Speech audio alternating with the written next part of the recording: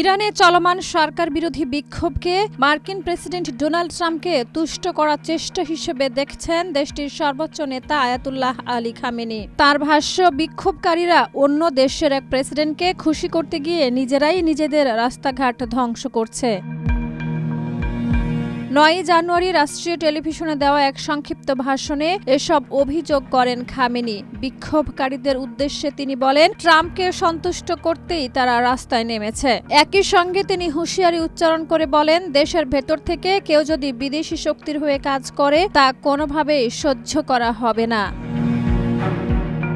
এ সময় ট্রাম্পকে ইরান নিয়ে চিন্তা না করার পরামর্শও দেন খামেনি। তার মতে, যুক্তরাষ্ট্রের প্রেসিডেন্টের উচিত নিজের দেশের সমস্যাগুলো সমাধানে মনোযোগ দেওয়া। ট্রাম্পের সমালোচনা করে তিনি আরো বলেন, ট্রাম্পের হাতে ইরানিদের রক্ত লেগে আছে, অথচ তিনি দাবি করছেন ইরানের জনগণের পাশে আছেন। খামেনির ভাষায়, ট্রাম্প দায়িত্বজ্ঞানহীন এবং সাধারণ মানুষের প্রতি তার কোনো দায়বদ্ধতা নেই।